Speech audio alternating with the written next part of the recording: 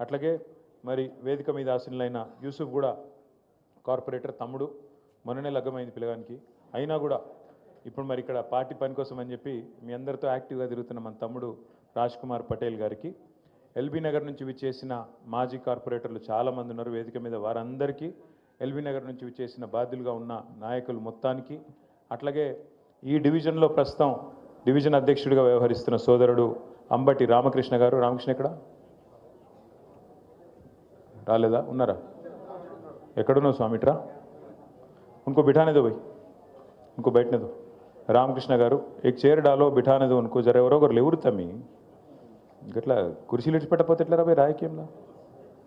రామకృష్ణ గారు, మాజీ కార్పొరేటర్ సోదరుడు శ్యామరావు గారు, నరసింహరావు గారు సీనియర్ నాయకులు, బాలప్రకాష్ గారు, ఆంజనేయులు యాదవ్ గారు, వేణు గారు, మహబూబ్ బాయ్ గారు, ఇంకా ఎవరెవరి పేర్లు అయితే నేను చెప్పలేదో అందరు ముఖ్య నాయకులే, కానీ కొందరు పేర్లే చెప్పొస్తుంది. ఎక్కువ తక్కువ చెప్తే మరి అమ్మవారికి ఉన్నన్ని పేర్లు ఉన్నాయి మరి.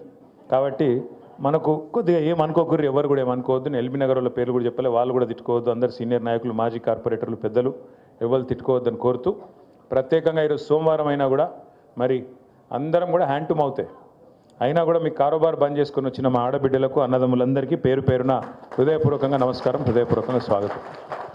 నేను సుధీర్ అన్నను, భాస్కర్ అన్నను అడిగిన, అన్న మరి మన కార్యకర్తలలో మరి ఎవరెవరు మన బూత్ కమిటీలలో ఎవరెవరు చేసిండ్రంటే, అన్న వాళ్ళు చెప్పింది ఏంటంటే, అన్న ఎవరి పని వాళ్ళు చేసుకుంటూనే, తెల్లారు లేస్తే పొట్టకూటి కోసం ఏదో పని చేయాలి కదా, ఆ పని చేసుకుంటేనే పార్టీకి కూడా రోజు ఒక 2-3 గంటలు టైం ఇచ్చే కమిటెడ్ క్యాడరు, కమిటెడ్ నాయకత్వం ఖచ్చితంగా మొత్తం మాగంటి గోపీనాథ్ గారు తయారు చేసిండ్రు, వాళ్ళే వచ్చిండ్రు ఇవాళ అని చెప్పి మీ అందరి గురించి ఎంతో గొప్పగా సుధీర్ రెడ్డి గారు అట్లాగే భాస్కర్ గారు చెప్పినారు. నిజంగా కూడా పార్టీ వాళ్ళ అధికారంలో లేకపోయినా, పార్టీ వల్ల ఇప్పటికిప్పుడు మీకేం తాత్కాలికంగా ప్రయోజనం కలగకపోయినా, ఒక నమ్మకము, ఒక సిద్ధాంతము, ఒక నాయకుడు అంటే విశ్వాసంతో మరి ఈరోజు ఈ సమావేశానికి హాజరై రేపు ఎన్నికల రణరంగంలో కూడా పార్టీ తరఫున కొట్లాడబోతున్న మీ అందరికీ కూడా పేరు పేరున హృదయపూర్వకంగా ధన్యవాదాలు. సరే, ఏ పరిస్థితుల్లో ఎన్నిక వచ్చిందో మీకు తెలుసు. పెద్దలు మాగంటి గోపి గారు 3 సార్లు మీకు శాసనసభ్యుడిగా మీ ఆశీర్వాదంతో గెలిచి ఉన్నారు. అనుకోకుండా ఎన్నిక జరిగిన సంవత్సరన్నర లోపే మరి అనుకోకుండా వారు అకాల మరణం చెందడం, దానివల్ల ఈ ఉప ఎన్నిక అనివార్యంగా మన ముందుకు వచ్చింది. మీ అందరితో నా ప్రార్థన ఒకటే, హైదరాబాద్ మహానగరంలో జిహెచ్ఎంసీ పరిధిలో ఓఆర్ఆర్ లోపల ఒక్కటంటే ఒక్క సీటు కూడా కాంగ్రెస్ పార్టీకి పొరపాటున కూడా ఓఆర్ఆర్ లోపల ఒక్కరు కూడా ప్రజలు నమ్మలేదు, కాంగ్రెస్ని ఒక్క సీటు కూడా ఇవ్వలేదు. అట్లాగే బీజేపీకి కూడా అడ్డిమారి గుడ్డి దెబ్బ అన్నట్టు ఒక సీటు వచ్చింది తప్ప, ఒక్కటంటే ఒక్క సీటు కూడా 2 జాతీయ పార్టీలకు, కాంగ్రెస్ కానీ బీజేపీకి కానీ ఇయ్యలేదు, మీరు నమ్మలేదు.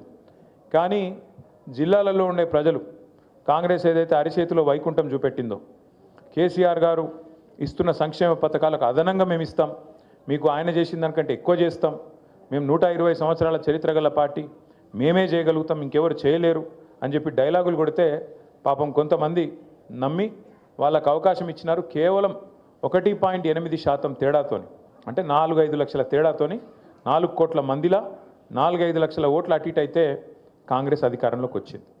మరి వచ్చిన తర్వాత ఇప్పుడు సరిగ్గా 22 నెలలు దాటి 23 నెలలు నడుస్తూ ఉన్నది. 23 నెలల్లో కాంగ్రెస్ ప్రభుత్వం ఏం చేసింది హైదరాబాద్లో కానీ బయట తెలంగాణలోని జిల్లాల్లో కానీ అని ఆలోచించుకుంటే నాకంటే బాగా మీకే అర్థమవుతుంది. ఎందుకంటే ఎన్ని మాటలు చెప్పినారు, ఎన్నెన్ని కథలు చెప్పినారు, అరిచేతిలో వైకుంఠం చూపెట్టి ఏం చెప్పినారు. నేను మొన్న సూర్యాపేటకు పోయినా, అక్కడ జగదీష్ రెడ్డి గారు పిలిస్తే ఏదో కార్యక్రమం, మన పార్టీ కార్యక్రమం ఉంటే పోయితే మన నాయకుడు ఒక ఆయన ఇంట్లో ఛాయ్ తాగుతందుకు ఆగమన్నాడు.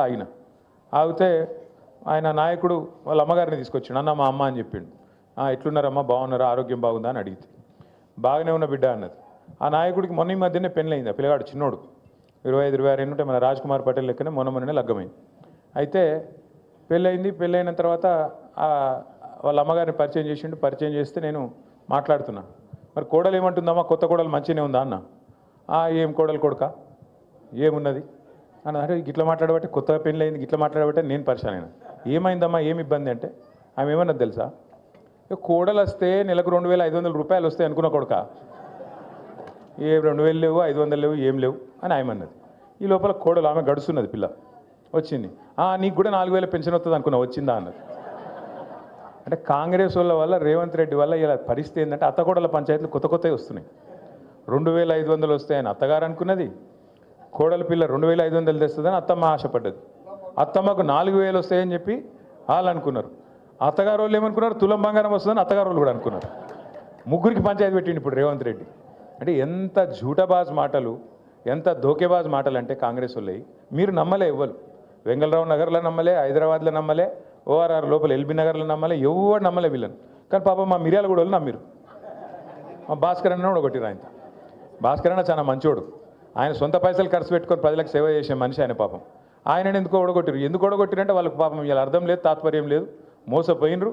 మోసపోయి నిన్ననే చూసిన వార్తనే నాకు చాలా ఆశ్చర్యం అనిపించింది. రాష్ట్రం అంతటా ఇలా యూరియా కోసం లైన్లు కనబడుతున్నాయా మీరు చూస్తుర్రా? అంటే మీరందరూ ఎవరు వ్యవసాయం చేసే వాళ్ళు లేరు, కానీ వ్యవసాయ కుటుంబంకి వెళ్ళి వచ్చిన వాళ్ళు ఉంటారు కదా. మొత్తం రాష్ట్రంలో ఎక్కడ చూసినా ఎన్నికలకు ముందేమో హామీల జాతర, ఇవాళ ఎక్కడ చూసినా చెప్పుల జాతర ఉన్నది. దేనికి? యూరియా బస్తాల కోసం. మరి 10 ఏళ్ళు లేనిది ఇప్పుడేమైంది?